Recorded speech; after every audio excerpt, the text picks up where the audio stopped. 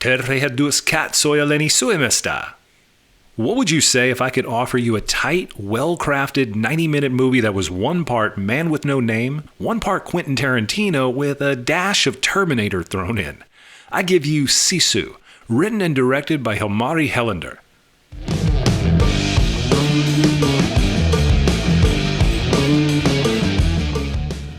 So I've been waiting to see this one for several months now. In fact, the review I did for the trailer was one of the first videos I released on my channel. And I'm still not sure why, but as of this writing, it's gotten over 30,000 views, which makes no sense to me, but it's cool either way. It seemed to be a bunch of viewers from Finland, or at least the region, based on my American view on names, and some of whom subscribe to the channel, which is even cooler. That's why I tried to welcome you guys to the video at the beginning, though I'm sure I butchered the absolute hell out of that, and if so, I'm sorry. Anyway, I realized a couple of weeks ago that it wasn't being released in my city, but it was in the neighboring one. So I loaded up my two sons and we drove to see it because I wasn't going to miss this one. And wow, what a great decision. There won't be any big spoilers, so strap in.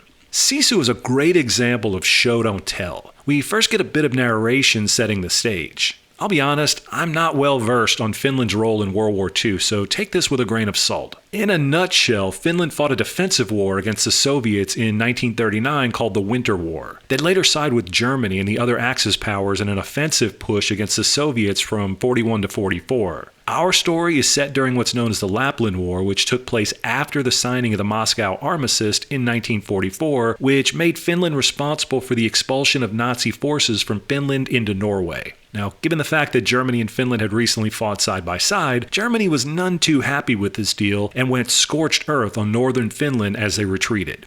We pick up by following our protagonist for what must be 10 minutes or more with zero dialogue. What we learn by watching him is that he's alone except for his horse and dog. He looks to be late 40s, early 50s. He's mining for gold in the Lapland of Finland, and he appears to be one tough son of a bitch, and he's having a rough go of it.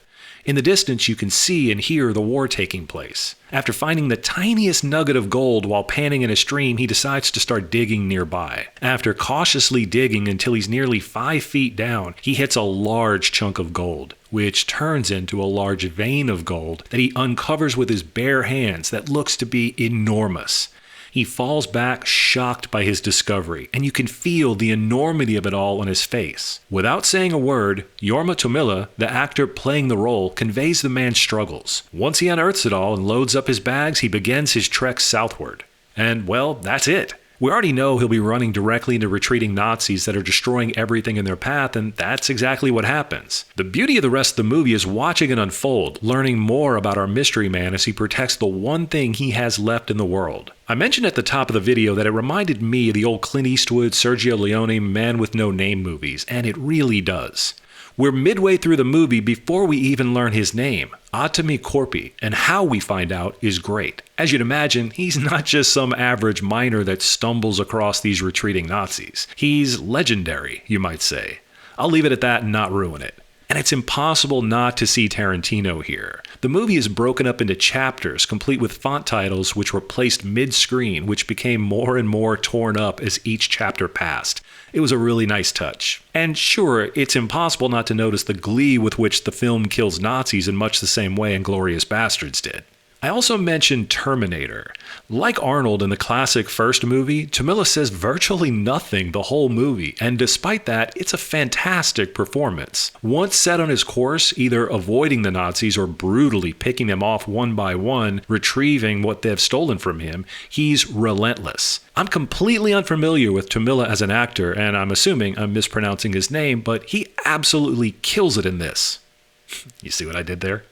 He becomes the manifestation of the title of the movie, Sisu, which roughly translates to an unrelenting will, a strength of determination, and a refusal to give up. We see this explained during a conversation between two Nazis in a troop transport and one of the young women they're guarding who have been kidnapped and kept around as rape victims. Do you really believe that he's immortal?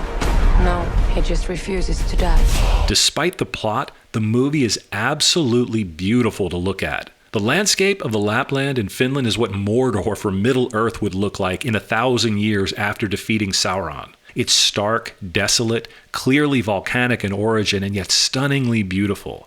Helander takes full advantage of this with tons of wide shots which capture the scope of Corpy's world. And I love pointing out when movies are shot on location and not in some damn studio against a green screen somewhere. It's so obvious, and it's great to reward filmmakers still doing it the right way. And I don't want to ruin any of them, but I can't help but point out a few specific scenes, some of which you've got glimpses of in the trailer and some of which I've shown you here.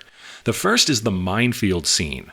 Obviously over the top, but inventive at the same time. We get to see just how relentless Corpy is when pushed to the brink, and we get to see how ruthless the company of Nazis are. The second is a scene which ends up underwater. Wow. The 5 minutes leading up to it are insane, but once it ends up underwater, you're treated to some spectacular visuals and some of the craziest violence you've ever encountered. There were only about 15 people in the theater with us when we watched the movie, but by this point in the movie, fans were easily heard saying things like, "Holy shit!" The final scene I wanted to mention was at a gas station after the Nazis attempted to hang our man. In the process of patching himself up, he does some things which had everyone in the theater groaning in pain and kinda laughing at the same time. Now, I like to consider myself a fairly manly guy. I've had calluses on my hands bust open and bleed from doing manual labor. I was an athlete. I own tools and I use them. But watching the shit he was doing, I immediately felt like a damn Ken doll as I watched half the scene through my fingers. Hell, there was even a Nazi tied to a pole watching him grimacing the same way the audience was meant to, so I guess I feel a little better. But holy hell, what a scene. If I'm forced to nitpick a bit, I'll say that the movie should have been exclusively in Finnish and German. And I say that even if there had been a ton of dialogue, which there wasn't. I realize that Americans tend to drive these decisions and are generally lazy and don't want to read at the movies, but I think this trend may be shifting. You've seen the wildly popular South Korean export on Netflix Squid Game do well despite having subtitles. And just last year, one of the most celebrated and best movies of the year was the Netflix adaptation of All Quiet on the Western Front, which was almost entirely in German. Especially here, the movie was hurt in not being fully authentic by having them speak almost entirely in English. Secondly, we have that narration at the beginning, then nothing. If we weren't going to get that later, I'd have preferred we just get a short crawl with text over the map used to set the stage.